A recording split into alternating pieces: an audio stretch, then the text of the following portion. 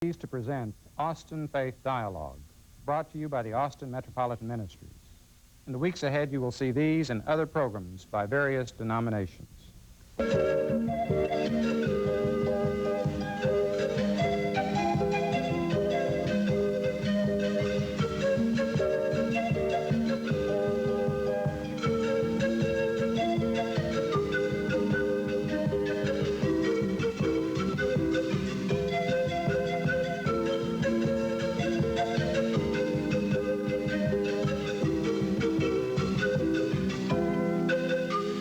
Austin Faith Dialogue, a public affairs series at the crossroads of religion and life. Austin Faith Dialogue highlights the interaction of the religious community with the social and cultural issues in the area in and around the capital city. Austin Faith Dialogue is brought to you by Austin Metropolitan Ministries in cooperation with KTBC TV. Join us now for this week's edition of Austin Faith Dialogue.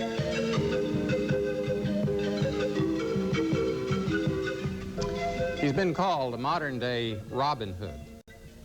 Now, that may seem like a strange way of describing Monsignor in the Catholic Church, but Father Richard McCabe has been cutting quite a dashing figure across the Austin landscape for over 30 years. Hello, I'm Richard Thompson, pastor of Central Presbyterian Church, and your host for this edition of Austin Faith Dialogue. And we're really privileged today to have not simply the individual, Richard Edmund McCabe, but a person who's become a virtual institution in this town. Since coming here in 1958, he's helped start Caritas, perhaps best known for that, but also St. Vincent and Paul stores. He's started the Austin Rehabilitation Drug and Alcohol Abuse Treatment Program. He's been instrumental most recently in Seabreeze, Transitional Housing Program. He's currently the Director of Catholic Charities in Austin.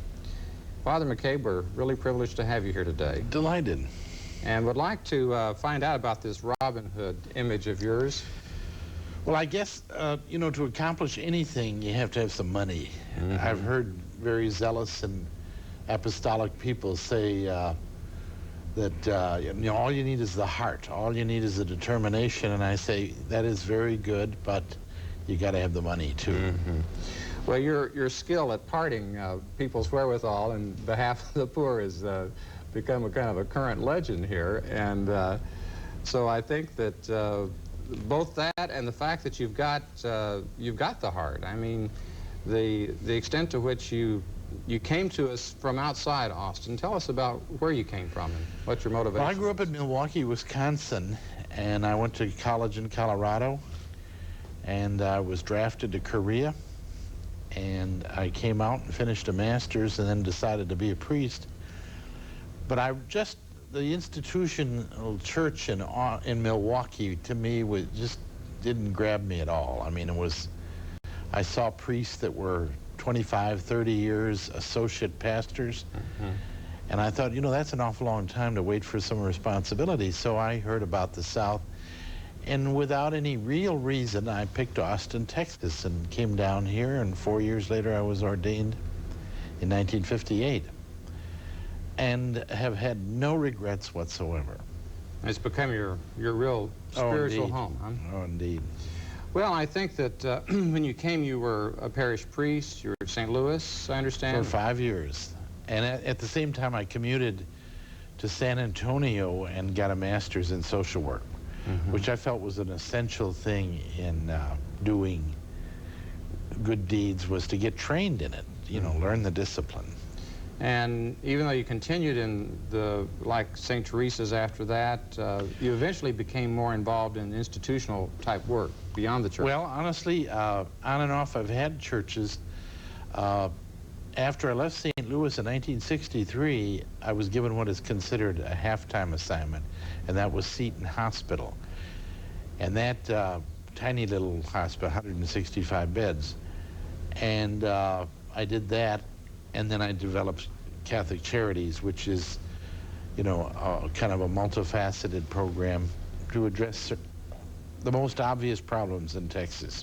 How long have you been doing the Catholic Charities, per se? Since '63, so it's coming on 30 years. All right, so it's been within that framework that these various activities have spun off.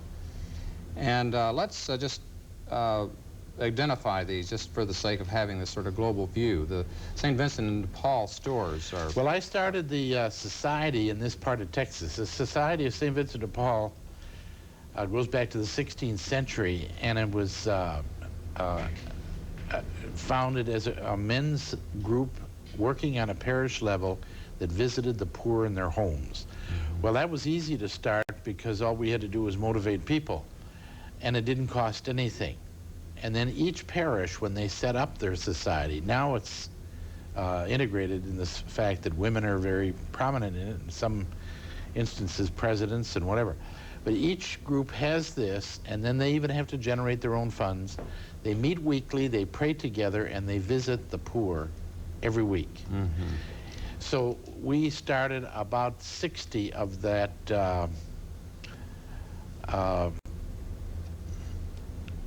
of those societies all over Central Texas. Oh, I see. And we started a couple of Methodist societies called John Wesley Society, and we even started one in the Unitarian Church we called the James Reeves Society. And we set up a little house for them as a kind of a hostel for people who had no place to go, transitional. Well, now, the fact is that from the public standpoint, the St. Vincent stores are what are... Well, that's just a device to raise money. And we started 18 of those. And all of them are from here to Waco, to San Saba, to San Marcos, to Bryan. And people who can't afford to shop elsewhere will go there. Right, and then people contribute their excess clothing and furniture and such. Okay. And it's all run by volunteers. And then tell us about the drug and alcohol type programs that you're involved in. In 1958, there was a call that went to the bishop's office. Some man was dying in a motel out on North Lamar, and that used to be where all the tiny little courts, they called them. It's not motels at all. And I went out there and found this man, and I visited him religiously for 30 days. He was on and off the booze, and he died on me. And I was so troubled by that I went over to the Austin State Hospital to what they call Ward 5, and that was a treatment center. And for the next couple of years, I went there almost daily for several hours to learn the dynamics of alcoholism. And then we developed our own program. We were seeing this phenomena of the revolving door drunk. He would go for 30 days to the state hospital. He'd come out and he'd immediately get drunk again. So we said we must extend his treatment. So we set up a halfway house that we called Stratford House. That was 1967. And we put in 40 beds, and we kept them 2 to 3 more months. Then some years later, not too many, we found a little farm out in Creedmoor, Texas, which is south of Onion Creek. And we put in our own 28-day treatment program, and that still exists today. So they go into detox with us to the farm and then come back into town and immediately get employed and then stay 2 to 3 more months to confirm them in their sobriety.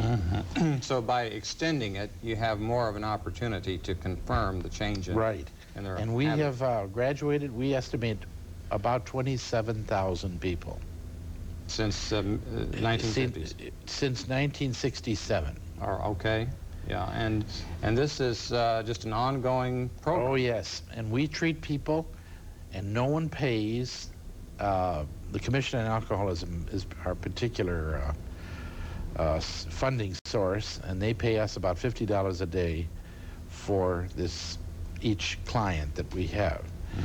Now, you know that contrasting that with the for-profit facilities, it's $500 a day. So we're doing it for 1/10 the cost. I see. And we think we're as good as any of them.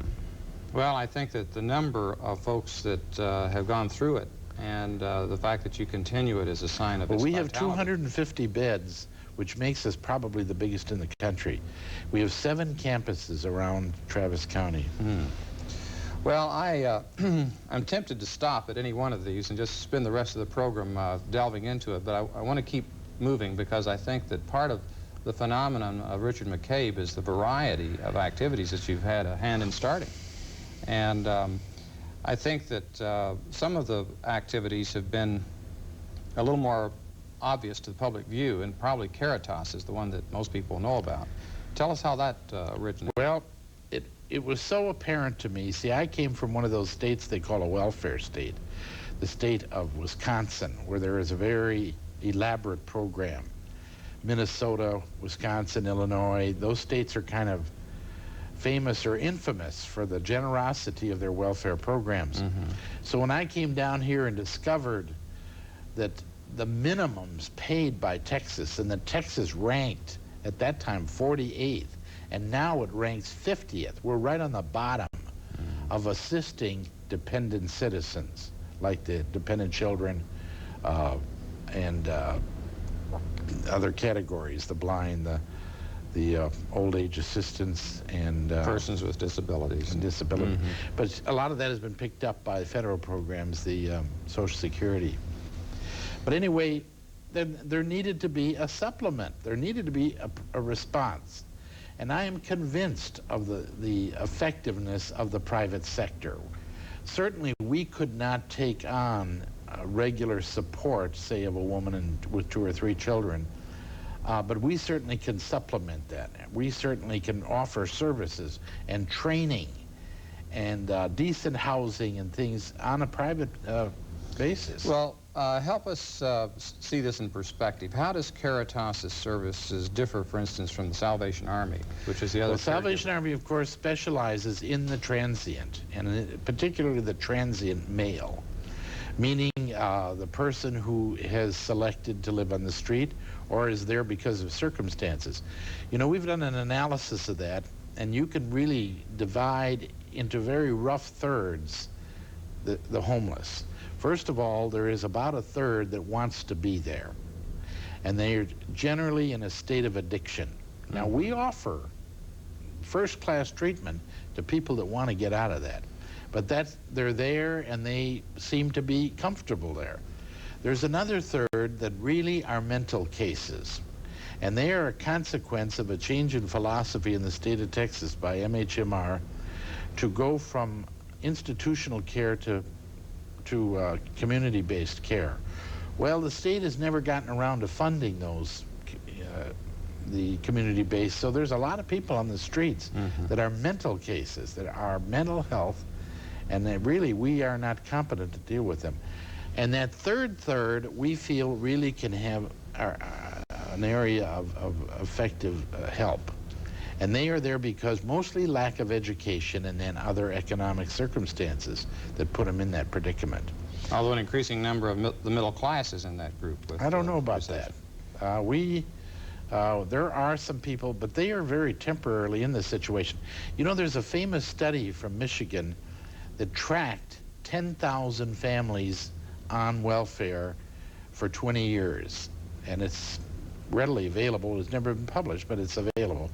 And it's interesting that only 5% of the 10,000 families permanently were on welfare. In other words, they came and went, and there were various dynamics in their lives, divorce, loss of employment, things like that, that thrust them into the condition of being on welfare. Well, let's take Caritas's distinctive approach. Well, we focus on families, yes. Okay. And we are also addressing, with a cooperative effort with the Salvation Army and the City of Austin, training certain people that we feel would be responsive to training, to get them into a skill like electronic assembly, welding, and things like that, so that they can get jobs immediately that pay decently. You know, it doesn't do much good to get somebody a job that pays minimum wage, because they can't live on that. So job training is part of it, and I know as a downtown pastor, just a couple of blocks from the Caritas facility, that we refer people there that are in need for utilities, help with their some of their medical work, and this is the kind of thing that I think Caritas is known for, is a kind of its range of services. Well, that's a crucial thing, too, that it offers what the individual parish can't. Mm-hmm. I mean, for you to set up a little social service in your offices over there would just be duplicating everything that we do. Right. So, and we keep records. We have extraordinary records. We go back 25 years on families. And you can do a lot knowing where they come from and where their basic problems are. Mm-hmm. For instance, addiction or alcoholism, and that's common, and that is a cause of poverty. That, you know, if we could get that person out of that condition and into a treatment, it may be the end of his need to apply for help from anybody. So Caritas offers that kind of transition service as well. That's right. Mm-hmm. Tell us about the new facility Caritas has going up. Well, it isn't really directly connected with Caritas because they have more than they can pray over. But we have a little housing corporation that was very active back in the early 70s where we built 1,000 apartments, low-income stuff. So now we're back in it because there are some real opportunities due to the fact that of repossessed properties. Mm-hmm. So we are doing renovation on 75 units right now. And then we have another apartment complex we picked up from the RTC that's 35 units. But we're very pleased with this first one. It's half full. We are featuring an extraordinary amount of security. The only way you can get in is with a combination lock. Now this is the Seabreeze project? The Seabreeze. Used to be a nudist colony. Okay. It's on Mena Road, and it's a very solid apartment. Mm-hmm. And it's, you know, our minimal renovation is just making it look like $1 million. And it's as fast as we get the units finished, we're getting people in. The market on it is about 30% below the prevailing rents. Mm-hmm. So it's a rental property. Mm-hmm. Okay. And by transitional housing, it means people who have been homeless, who can't afford to go into their own quarters, can pay. But see, then there are near homeless in there. There are people that are on the you know, borderline, that are, if they miss one more rent payment, they're going to be homeless. So we might be taking people like that through Caritas's social work referrals. They will send us people, and then they have some funding from the city to pay some rents for them, say for 3 months, till they get a leg up, till they get employment. Okay, now this is through Caritas. People yes. are referred to this transition. See, Caritas will furnish certain social services, mm-hmm. including some job training and also some rentals. Okay, well, I just have to, again, stop to catch our emotional breath in the midst of all of this activity. It's incredible. And the fact that we've had some connection with Caritas, with this new office or group situation they're opening. What's the address on 7th Street? It's down from... 505. 505. That will be the noon meal. Yeah. See, Salvation Army does an evening meal and a morning meal. And they intentionally don't do a noon meal. And their purpose is that they send those people out of there to get jobs and to get with it. But there are many that don't get a job that day, or they just have various reasons, or just arrive in town, or whatever. So there is a need for a noon meal. Now, we had a cooperative effort down on 1st Street with the Baptists, and it's been very satisfactory. But then this rebar study of the downtown by this group of outside architects. Rudat. Yeah. Mm-hmm. And they made a recommendation that we centralize these social services. Mm-hmm. So we've done that. We are right across the street from the Salvation Army and a block away from Caritas in a tight little circle there. Now, this in no way will reduce services. It'll be much more efficient, but it will centralize the clientele. Okay, so the offices of Caritas are still located in that building next to St. David's Episcopal Church, but the services themselves will more and more be provided through this... No, we were just the noon meal, And I think we've decided to move our offices of the immigration of you know, Southeast Asians and such down there. We have placed 14,000 of those people in Austin, and they're invisible. That is the most successful refugee program of any the government has ever had. Southeast Asians have just been extraordinary people. Well, that, in other words, some of those services will be in the new facility. Right. One thing I wanted to mention was that relationship that we have is that Central Presbyterian Church will be providing the kitchen in which these new meals will be prepared. And we look forward to using that as the occasion to working more closely with you in that regard. And I think that the other thing that I felt was that you were mentioning the day laborers just a while ago. Down on 1st Street along I-35, where the county, some of the county offices are the lines of folks that are looking for work every day. And do you foresee the kind of programs that are developing now that will be able to touch that issue, and are there other things needed? There are a few people that feel that that ought to be moved. I don't know why. A pickup point, and I think that if some bathroom facilities were furnished in the area, and maybe some kind of a canopy in case it's a bad day, a rainy day, perhaps some protection from the north wind if it's a real cold day. But other than that, that service could be anywhere, and I think it's to be placed on 1st Street is just fine. I think one of the questions is arising as the convention center comes online in mid-1992. That's in proximity to that, and there seems to be a built-in conflict. Well, I think that could be moved up onto 7th Street. You know, once the decision was made to move the Salvation Army to where it is on 8th Street, it was done. Now we have to live with it. There were some of us that really militated to have it built out south, but we didn't prevail. So you think then that the services will increasingly be centered in that area because of that move? Well, I should hope and pray it would, and I'd like to see Hobo brought over there, and not in its location now. I think it's a real problem that was noted by these outside consultants.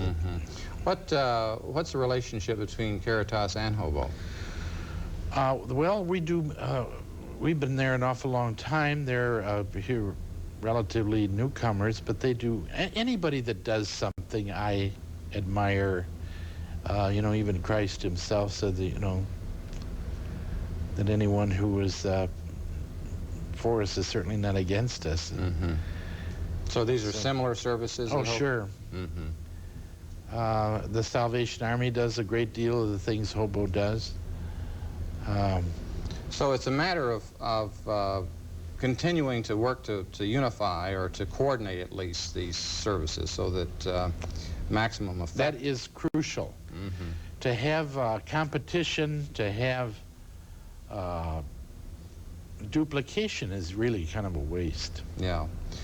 What's your feeling about getting at the causes of some of these Well, I think that reaching in and selectively taking people out. Now, I think that they have something like 80 people in the last 3 years that they have taken out of homelessness into full employment.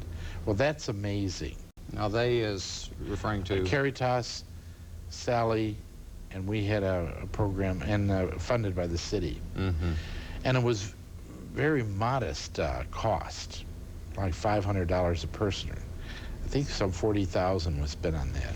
It was a priest in here in town, Joe Tetlow, who said of you that you're not a sheepskin priest who's going out to speak about the social ills, but to treat social ill folks. And do you see your role at all in terms of going beyond the treatment to the dealing with the causes? I don't have any solutions for that, other than education. I think that's the solution to everything. When you stop to think that 20 years after or 15 years after the Surgeon General said that smoking is a terrible assault on the human being, it's now 27%. 54% smoked, now 27% of all adults smoke. And that's because of health education in the schools. Mm-hmm. And that will, if we do the same thing with alcohol and drugs, Mm-hmm. I believe there'll be a profound reduction of this cause of poverty. Mm-hmm. But that isn't my role. You know, I'm not in education. Mm-hmm. I do treat effects, and then sometimes I get very exasperated doing that. I see. I'd like to be able to remove the cause, but it's not a removable cause. Mm-hmm. And when you're thinking about the causes of unemployment, some of the structural issues that are affecting our society today that seem to be beyond the power of individuals or the church as an institution, there's a temptation, I think, to feel that, you know, that what we're left with are Band-Aid treatments of people's difficulties. And do you feel frustration in that regard? Oh, yes. But there isn't any quick fixes. And there is a migration of labor, you know. If the word is out that there are jobs in Austin, people are going to come from all around. Mm-hmm. But then there also has to be a certain amount of hospitality in Austin. If you're abused in Austin as a homeless person, you ain't going there. Mm-hmm. You see out there in Carmel, California, and some of those places where they are very compassionate. Well, they just can't even deal with the numbers they get. Yeah. Well, Austin has a good reputation, too, of having a certain amount of kindness and compassion, so we have ours. Mm-hmm. But it's 300 to 400 people. That's what we estimate. 300 to 400 people who are Homeless. in the city. But they turn over. That isn't a group that just stays here Mm-hmm. and camps out. They move on, or their opportunities come. It's not a static group of people. In the minute or so that we have left, Father McCabe, tell us what it is that motivates you continually. In other words, I would think there'd be a tendency to burn out in this kind of effort. Honestly, it is the gospel. I was motivated as a young man, just, I think, through enthusiasm, but then I discovered in the gospel that this is mandatory. I mean, to be a Christian is to get involved. And I had to do it, and I keep having to do it, but it is so fulfilling if this spiritual motivation is kept in view, and if we stay in touch continuously. I mean, and discovering the most difficult discovery of all, that you know, the God's will is operating, and we are just instruments. And to be in touch with that source of power is the infinitely renewable energy source. And Right. I think that to be in touch with you today has been a source of re-energizing us as we've participated in this sharing with you, and I'd like to thank you for being here. Thank you.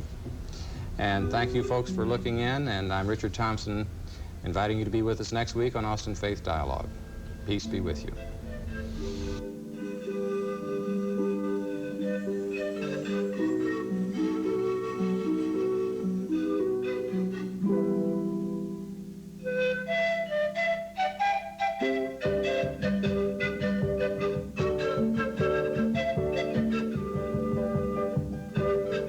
For more information, call Austin Metropolitan Ministries